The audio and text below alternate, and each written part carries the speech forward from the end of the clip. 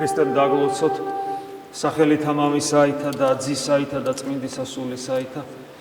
გელოცავთ დღეს წმინდა იოანე ოქროპირის ხსენება, თქვენ იცით რომ ჩვენი ტაძარი მას უკავშირდება, რადგან ჩვენი სამაღლებას ზუსტად არის გარდაცვალება იოანე ოქროპირისა.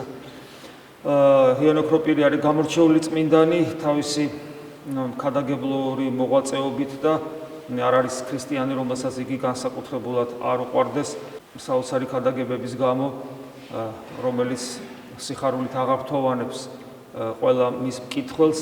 სამწუხაროა უბრალოდ რომ თანამედროვე ქართულ ენაზე არ არის ეს ბრწყინვალე მართლაც შედევრები ჰომილიური ხელოვნებისა, შეიძლება ასე ითქვას, ქადაგებისა.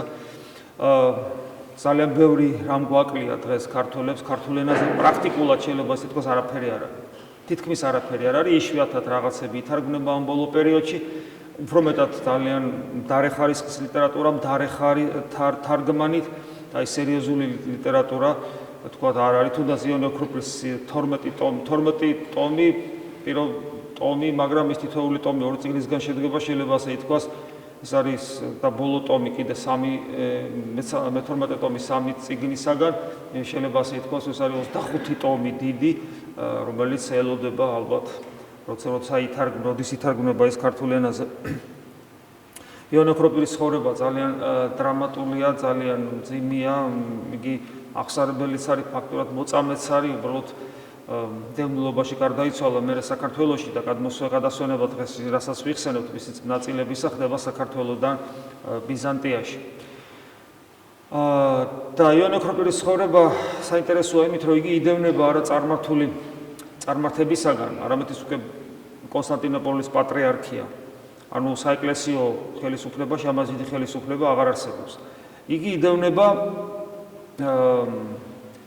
სამეფო კარისაგან, მართლმადიდებელი მეფისა და მართლმადიდებელი დედოფლისგან და რაც ყველაზე საშინელებაა, იგი იდევნება მართლმადიდებელი იერარქიისაგან, ანუ მისი ქრისტეს მიერ ძმებისაგან, მათ შორის ალექსანდრიის პატრიარქისა თეოფილესაგან და მისი მომხრეებისაგან. და ჩდება კითხვა კი, მაგრამ რანაირად ხდება ესე, რომ ესეთი დიდებული ადამიანი ესე განდევნილი აღმოჩნდა უპირველეს ყოვლისა ეკლესიისაგან. სამეფო ხელისუფლება ვერაფერს გააწყობდა, მაგრამ ეკლესიამ კრებაც კი მოიწვია, რომ განეკვეთათ იოანე ოქროპირი და გადაესახლებინათ შემდგომში. და რაღაც აღარ აბრალებდნენ მას. და კითხვა ჩდება თუ რატომ მოხდა ესე და რას ნიშნავს ეს საერთოდ. იოანე ოქროპირი წმინდანია და ერთად გამოცხადებაში ერთ მამას ჰქონდა, რომ იგი ეძებს უფალმა ცოცხალს ანახა სასუფეველი და იოანე ოქროპირი განსაკუთრებულად უყვარდა, ეძებს ვერ პოულობს და შემდეგ მას ჰქონდა ხილვა, რომ იოანე ოქროპირი არის იქ, სადაც ყოველთვის ანგელოზიც კი ვერ შედის. ანუ ამით მიანიშნა, ამ გამოცხადება მიანიშნა ამ წმინდა მამას, რომ იოანე ოქროპირი ძალიან დიდია წინაშე ღვთის. თუნდაც ის ფაქტი, რომ ესე დაალაგდა ისტორიულად, მრავალი წირვა არსებობს, მრავალი ლიტურგია არსებობს, მრავალი წმინდანის მიერ შედგენილი, მოდი ესე ვთქვათ, მაგრამ ყველაზე ხშირად აღევლინება იოანე ოქროპირის წირვა. ესეც აი საღვთო განგებულებით ესე დაალაგდა და ეს მრავალ რამეზე მეტყველებს, მათ შორის კიდევ მეორებ ძალიან დიდ სიყვარულზე ეკლესიის წევრებისა, მრევლისა ამ დიდი წმინდანის მიმართ. ანუ ის დიდი ქრისტიანია და რამ განაპირობა, რომ ეს ადამიანი იდევნება თვით მართლმადიდებელ სახელმწიფოში, მართლმადიდებელი ცხებული მეფისაგან და ეკლესიისაგან. განაპირობა იმან და რა თქმა უნდა, როგორ შეიძლება წმინდანი იდევნებოდეს ქრისტეს სულისაგან, ხო? ყოველთვის იდევნება ადამიანი, ქრისტიანი იდევნება ყოველთვის ანტიქრისტეს სულისაგან. ანტიქრისტეს სული ეს დემონური წარმოშობის სულია, რომელსაც ადამიანებიც მისდევენ გასაგებია და რადგან ეშმაკი ვერ წვდება ქრისტეს და უფრო სწორედ ვეღარ წვდება ქრისტეს, თავის ძროზე ეცადა და მიწვდა, იგი ვერ გუობს ვერც ერთ ადამიანში ქრისტეს სულის გამარჯვებას და იგი ცდილობს, რომ ეს ადამიანი თქვა დაიმორჩილოს და თუ არა ფიზიკურად მაინც დაამარცხოს. ანუ ანტიქრისტეს სულით იდევნება იოანე ოქროპირი და ანტიქრისტეს სული ეს ნიშნავს იმას, რომ იგი შეიძლება იყოს მართლმადიდებელ სახელმწიფოში და იგი თვით ეკლესიაშიც კი პერიოდულად ზოგიერთ ადამიანზე დომინირებს და თვით მაღალ იერარქებზეც კი და აი ამგვარი საშინელება ჩაიდინონ. ფაქტურად იოანე ოქროპირის განდევნა ქრისტეს კვლელობის ტოლფასია, შეიძლება ასე ითქვას. იმიტომ რომ ზუსტად სასულიერო პირებმა აცვეს ქრისტეს ჯვარს. ანტიქრისტეს სული და ეს ანტიქრისტეს სული რა არის? ეს არ არის აბსტრაქცია, ეს არის ეს არის ანტიქრისტეს სული ნივთდება კონკრეტულ პიროვნებებში, კონკრეტულ ადამიანებში, იმ შემთხვევაში, თუ ეს ადამიანები თავის გულს უხსნიან დემონურ სამყაროს და დემონური სამყაროს, რომელიც საბოლოო ჯამში ანტიქრისტეს მოიყვანს ეს დემონური სამყარო, მაგრამ მოიყვანს არა კაცობრიობაზე ძალადობით, არამედ მოიყვანს კაცობრიობის თანხმობით, პირიქით თანხმობით კი არა, მათი ხვეწნით და მუდარით. შეიძლება ასე ითქვას, იმიტომ რომ კაცობრიობა იმ დროს იქნება იმ მდგომარეობაში, რომ მას მხოლოდ ერთი რამ საზრუნავი ექნება, რომ მიწაზე იყოს 64 მშვიდობა, უსაფრთხოება, როგორც ხშირად გვითქვავს, სათნოებები ოღონ ღმერთის გარეშე. როცა კაცობრიობა საბოლოოდ მივა იმ კონდიციებზე, რომ მას უნდა ღვთისაგან მოცემული სიკეთენი ოღონ ღმერთის გარეშე, სწორედ მაშინ მოვა ანტიქრისტე. იმიტომ რომ ნებისმიერი სიკეთე ღმერთის გარეშე კერპად იქცევა, როგორც ხშირად გვითქვავს. ამიტომ აი ადამიანი, რომელსაც აი სურს ამგვარი სიკეთეები თავისთავისათვის, თავის წარმოსაჩენად, თქვათ, თავისი პატივის დაკმაყოფილებისათვის, საკუთარი კომფორტისათვის, როცა ადამიანს ეს სურს, მაგრამ როცა ადამიანი ამ დროს ღმერთს წყდება, როგორც ხშირად, როგორც გითხარით ეხლაც, ესეთ დროს ეს სათნოებები კერპებად იქცევა რა, ამ შემთხვევაში ეს ადამიანი და ადამიანთა ეს ჯგუფი ანტიქრისტეს სულის მატარებლები ხდებიან და როგორც აი დღეს იონე მოციქულთან ვკითხულობდით, მრავალი ანტიქრისტია უკვე ამბობს იონე მოციქული. სანამ მოვა ის თავარი, მრავალი ანტიქრისტია. ანტიქრისტე და მე ახასიათებს ვინ არის ანტიქრისტე. ანტიქრისტე არის ადამიანი იონე მოციქული ახასიათებს, რაც დღეს აღმოვიკითხეთ, რომელიც ამბობს და შეიძლება არ ამბობს, მაგრამ მას ესეთი მსოფლმხედველობა აქვს. იესო არ არის ქრისტე. ხა რას ნიშნავს იესო არ არის ქრისტე? იესო მოსული მაცხოვარი ხო? არ არის ქრისტე ნიშნავს იმას, რომ მისი ადამიანური ბუნება, რომელსაც ჩვენ ხედავთ, რომელთაც ჩვენ გვესმის, არ არის ცხებული, ქრისტე ნიშნავს ცხებულებას, არ არის ცხებული ღმერთის მადლით. ანუ ის არ არის ღმერთთან. ანუ ღმერთი და იესო ქრისტე არ არის ერთად. საბოლოო ჯამში ეს ნიშნავს იმას, რომ იესო ქრისტე არ არის ღმერთი ადამიანად მოსული. საბოლოო ჯამში ეს ამას ნიშნავს. ეხლა ჩვენთვის რამდენად არის მნიშვნელოვანი? ჩვენთვის ძალიან მნიშვნელოვანია ეს, იმიტომ რომ ჩვენ რა თქმა უნდა თითქოს და გვწამს, ყოველ შემთხვევაში ჩვენ ვამბობთ, რომ იესო ქრისტე ღმერთია და ქრისტეს დიახაც სწორედ ცხებულია და ამას ნიშნავს, მაგრამ აქ არის ერთი ძალიან საინტერესო ნიუანსი, რომელსაც იონე მოციქული ამავე ეპისტოლეს ჩვენ ესეც ამოვიკითხეთ, გახსოვთ, ამბობს, რომ თითოეული ჩვენთაგანი განისწავლება საღვთო ჭეშმარიტებაში, იმ ცხებულობით, რომელიც მას მიუღია. ანუ ჩვენ განვისწავლებით იმ ჭეშმარიტებაში იმ განვისწავლებით ჭეშმარიტებაში იმ ცხებულებით, რომელიც ჩვენ მიგვიღია. რა ცხებულებაზე აქვს საუბარი? ცხებულებაში ამ შემთხვევაში სულიწმინდის მადლი იგულისხმება. სულიწმინდის ნაცხებია ჩვენი სული. ესე იგი ეს ნიშნავს იმას, რომ და იონე მოციქული ხაზს უსვამს, ჩვენ უნდა ვსწავლობდეთ სწორედ ამ ცხებულებით. ჩვენ უნდა ვიყოთ განსწავლული ამ ცხებულებით. ჩვენ მოცემული გვაქვს ეს პოტენციაში, იგივე მირონცხების დროს, როცა ვეზიარებით, როცა ვლოცულობთ, საერთოდ ეკლესიაში ყოფი ადამიანი მუდამ განიცდის ამ ცხებულებას. მაგრამ თუ არ განისწავლება, ეს ნიშნავს იმას, რომ მას არ აქვს შინაგანი ცხოვრება. და ესე იგი ეს ნიშნავს იმას, რომ თუ ადამიანს არ განისწავლება შინაგანად, იესო მისთვის არ არის ქრისტე. იმიტომ რომ უფალი ამბობს, რომ მე უნდა ავმაღლდე ზეცად, თქვენ გაგიმზადოთ ადგილი და მე თუ არ ავმაღლდები, არ მოვა ნუგეშინის ცემელი სულიწმინდა, რომელმაც უნდა გცხოთ თქვენ. ანუ იესო ქრისტეს განღმრთობა, სრული განღთობის მიზეზი არის ის და მიზანი არის ის, რომ ჩვენ გავხდეთ ცხებული. ანუ ჩვენ გავხდეთ ქრისტენი. იმიტომ რომ როცა იესო ქრისტეს ადამიანური ბუნება, ანუ ძეღმერთის ადამიანური ბუნება სრულად განიღმრთო, ანუ გახტობის ეს მეორე საფეხური ამაღლებაზეცა. როცა მისი ბუნება სრულად განიღთო და ჩვენ გვაქვს რა, საერთო ბუნება, ქრისტემ ჩვენერი ბუნება მიიღო, რომელიც განაღთო, ჩვენ მოგვეცა შესაძლებლობა. რომ ჩვენი ბუნებაც ვართ რა თანაზიარნი ქრისტესთან ადამიანური ბუნებით, ანუ ვართ რა თანაზიარნი ღმერთთან ადამიანური ბუნებით, ჩვენ ბუნებასაც მიეცა საშუალება გახტობისა, ცხებულობისა, რომელიც აქვე უნდა დაიწყოს. ამიტომ თითქოს და ჩვენს ბუნებას უფლება მიეცა ყოფილიყო ცხებული, ყოფილიყო ქრისტე, ანუ სულიწმიდით მადლით გამბრძნობილი იმის გამო, რომ ძაღმერთის ადამიანური ბუნება განიღრთო, ანუ გახდა სრულად ცხებული. და კიდევ ვიმეორებ, უფალი ხაზს უსვავს. მე თუ არ ამაღლდები, სულიწმინდა არ გადმოვა. ხო, შეიძლება კითხვა გაჩნდეს, კი, მაგრამ არ შეიძლება ისე გადმოსულიყო. არ შეიძლება. იმიტომ რომ ადამიანური ბუნება ვერ იტევს იმას, რაც ქრისტეში მოხდა. ძაღმერთში დაიტია, იმიტომ რომ ძაღმერთის ადამიანური ბუნება ძაღმერთის პიროვნება მოიცვა და ამიტომ დაიტია.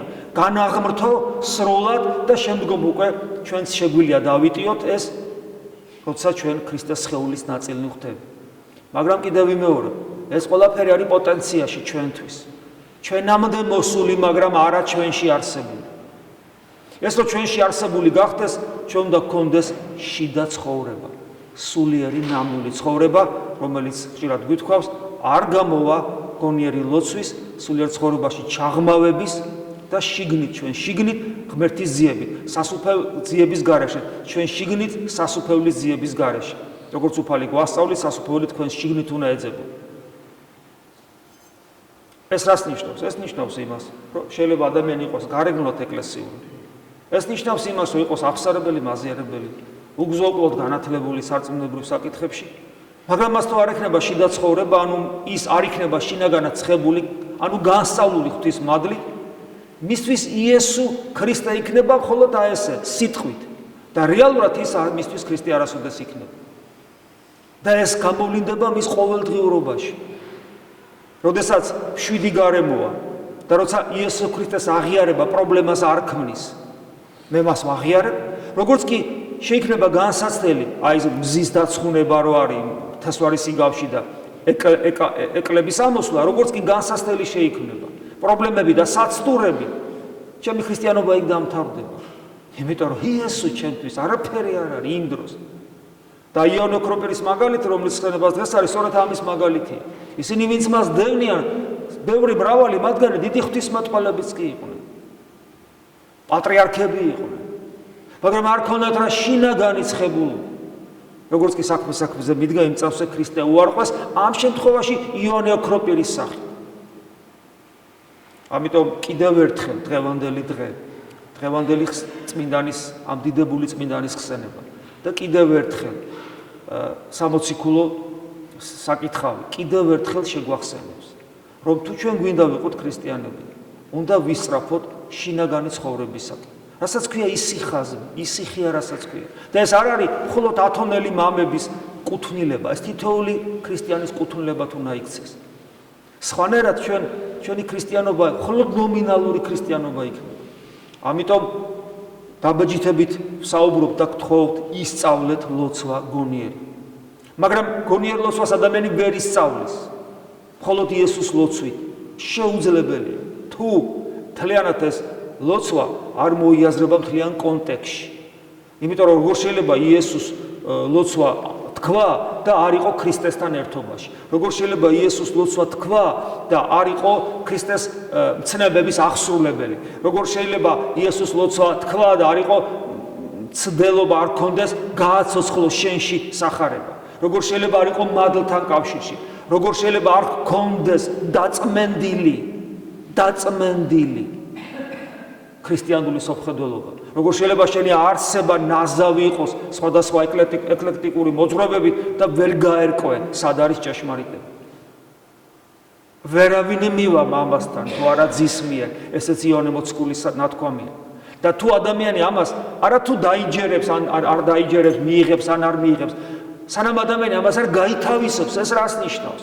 სანამ აი თითქმის 100%-ით არ მიხვდები და არ შეიგრძნობ, რომ ქრისტეს გარეშე მამასთან ვერ მიხვალ და ეს რას ნიშნავს? ეს უნდა ზუსტად იცოდე და გრძნობდე. მანამდე როგორ გექნება დაწმენდილი ღვთის სამხედველობა? როგორ შეძლებ უერთგულო ქრისტეს, როცა შეიძლება ქრისტეს გვერდზე ავლით მიხვიდე ღმერთთან? როგორ შეიძლება? რატო არ შეიძლება, რომ თქვა როცა რაღაცა ჩავარდება ექსტრემალურ მდგომარეობაში, აღმოჩნდები უარყო, მე აღიარო, რა მოხდა? მე ისე უარყო, მე ისე აღიარო. რა მოხდა? რა პრობლემაა? მაინდა-მაინც არ იყო ამ სამხედველობის ერთგული ყოველ წამს, რა მოხდა? არაფერიც არ მოხდა. მე ხო ისედაც კარგი ვარ. ამიტომ დაწმენდილი სამხედველობა, რომელმაც უნდა გაუძლოს მრავალ განსაცდელის გარეშე შეუძლებელია ადამიანმა დაინახოს, გამოცადოს საკუთარი თავი, უერთგულოს უფალს, იცოდეს არის თუ არა ერთგული საერთოდ. და ეკლესიური ცხოვრება, ღრმა ეკლესიური ცხოვრება, ეკლესიის დანახვა, ეკლესიის რწმენა.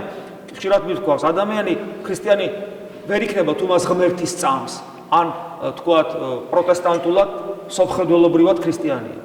მას უნდა წამდეს ეკლესიის. იმიტომ რომ ეკლესია მისტიური სხეულია. და თუ მას ეკლესიის არ წამს, მას აღარ ჯერა პავლე მოციქულის. მას არ ჯერა თავად ქრისტესი, რომელიც ამბობს, რომ მე დავაარსე ეკლესია, რომელსაც ყველაზე ძლიერი ჯოჯოხეთური ძალები ჩემს მოსვლამდე ვერაფერს დააკლებს. მას უნდა წამდეს ეკლესია. ეკლესია რო წამდეს ეკლესია, ეს ნიშნავს, რომ ეკლესია არ ჩანს თვალით. ჩვენ ხედავთ კედლებს, ხატებს, ღვთისმსახურებას, საიდუმლოების გარეგან აღსრულებას, უზნეო მღვდლებს, არასულიერ მღვდლებს, ჩემნაირს, ცოდვილ მღვდლებს ჩემნაირს. სადღაც რაღაც წამიკითხავს ვიღაცები იყვნენ. ხედავთ ქრისტიანებს, რომლებიც არც განათლება აქვთ, არც სულიერება აქვთ, რას გვანან შეხედე. სად არის ეკლესია მაშინ? ვერ ხედავ ეკლესიას. თქვენ ხშირად ითხოვთ, რომ თქვენ წმინდანებს ხედავდეთ და მაშინ რწმენა აღარ დაგჭირდებათ. ანუ სასופველში იყო და რწმენა აღარ დაგჭირდებათ. რწმენა სწორედ იმიტოა ეკლესიის საჭირო და ეს წამში ჩვენ ყოველთვის გვალობთ ამას წირვისას, რომ ეკლესია თვალით არ ჩანს. და აი დიდი სარწმუნოებრივი გმირობა სჭირდება იმას, რომ ეკლესია დაინახო რწმენით. და ერთ-ერთი სათნოება, რითაც ეკლესია ჩანს, ეს არის სიმდაბლე.